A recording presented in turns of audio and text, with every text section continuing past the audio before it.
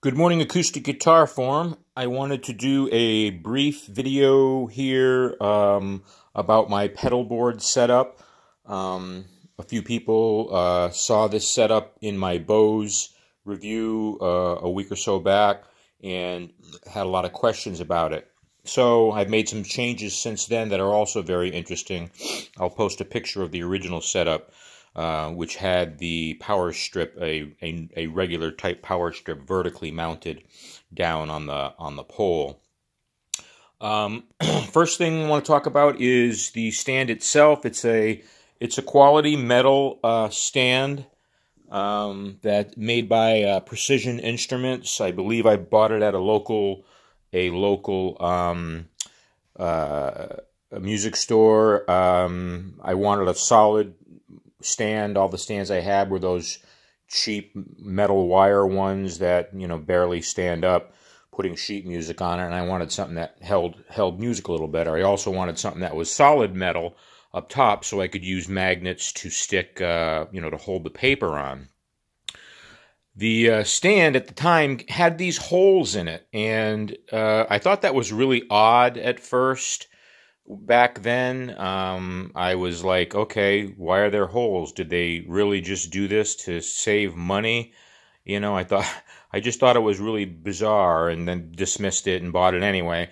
And it wasn't until just recently, a couple weeks ago, when we started using it as our pedal holder, that I realized, oh wow, these holes happen to be the perfect size to let XLR inputs through it. So I'm still not sure that that is what it was designed for, but it works perfectly. So the next thing I want to talk about is the power strip. The power strip that I had mounted down below was just a regular, like, 5-6 position switch, but the outlets were all mounted in the opposite direction, like a regular strip usually is, which, when you plug in these long plastic AC adapters, you know, it would actually be the other way, going this way, and that would cause it to block the adjacent ones. So I wanted something a little bit different. I wanted something that where the outlets were mounted this way instead of that way, which would allow these to be straight up and down. And then I also wanted something that had more. I looked online on Amazon, and I found this power strip, which seemed like it would fit the bill, and it has perfectly. Not only is it are the outlets mounted sideways, but there's also a lot more of them, as you can see. The next thing that was great about it was the cord on it is extra long. It's like a 15-foot cord, which is perfect for this type of application because, you know, when you're out playing out, you know, it's rare that the outlet is right next to you. So it's usually like 10, 15 feet away, and this reaches that perfectly. I carry an extra short, another probably 10-foot one, just in case I have to go farther, and then a really long one in the car, just in case that one isn't enough, too. The next great thing about this was the way it attached. I was originally going to drill some holes in here and tie wrap it on, but it came with these special clips that came straight out in this direction, and then are designed to drill into a wall. But I quickly realized that the strip also happened to be perfectly the exact length of the music stand. So that couldn't have worked out any better. And then I thought, hey, what if I just take these clips, put them in, they slide in here, and then bend them around 180 degrees, and then they'll slide right over and hold those in place. And sure as heck, that worked perfectly. It'll easily come right off if I pull it up. So I can remove it if I need to, but I really don't need to. I use a clamp to take up the excess and just lay it, you know, clamp it right back here for transport. For transport, I just tilt the whole thing tilts up this way so it's flat, and then I move the legs up to the middle, and then that lays flat. That was one of the reasons why I wanted to get the strip off of there, is because when the strip was mounted there, I could not I could not slide these legs up, and that made it a little more difficult to transport. So onto the pedals themselves. Pretty simple setup for me. The guitar goes into the Ernie Ball volume pedal via the X-Vive X2 wireless system. Comes up into a body res, TC Electronics body res. Goes through a TC Helicon Harmony GXT vocal harmonizer that my wife uses for harmonizing, because I can't harmonize to save my you-know-what. Then it goes into, the guitar passes straight through that. Guitar goes into the Para LR Baggs Para Acoustic DI, which is just a wonderful acoustic DI. I do use K&K guitars, and I know there's some back and forth on whether or not the Baggs works well with K&K. Trust me, the Baggs works perfectly with K&K equipped guitars. And then XLR out into a small Behringer Xenex 1202 FX, which is like a $99 8-channel mixer. That is just wonderful. I mean, it's got built-in effects, and it works great.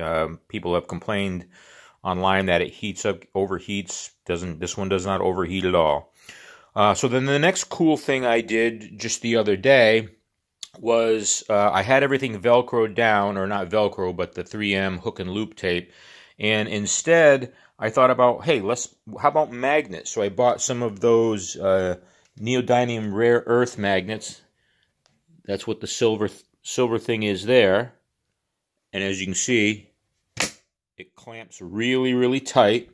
But I can slide it around, I can move it around. If I decide I want something to go in a different place, I just move it. I don't have to take it off and then remove or add more of the 3M hook and loop tape. So I have the magnets on the LR Baggs, on the TC Helicon, and on the Behringer. I tried using the magnets on the body res, but the body res did not work. The light would come on and off, but nothing would engage. It was like it was stuck in bypass mode.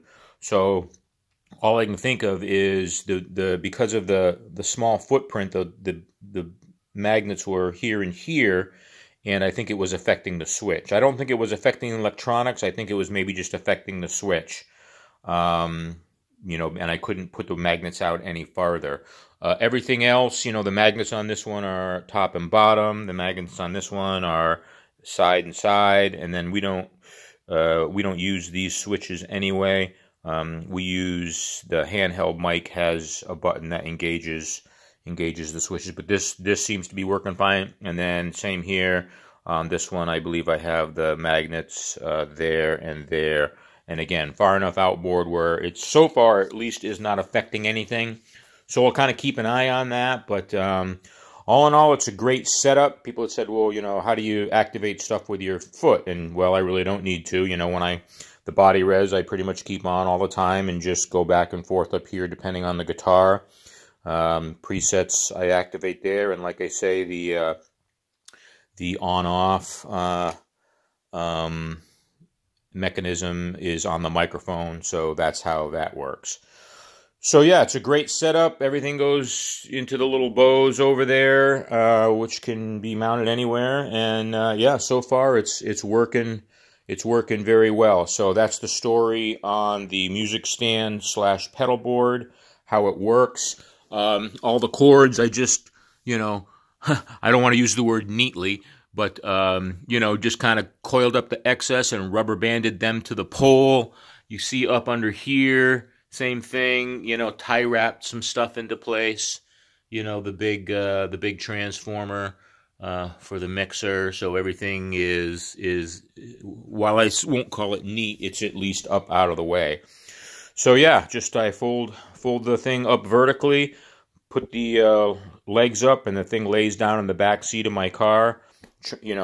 Transports really, really easily. So I like it. It works well. There's some room here for some more pedals. I could easily put another good-sized pedal there, or a couple of small pedals. But I think that this setup is a winner. So if you got any questions about it, let me know. Thanks for watching, as always.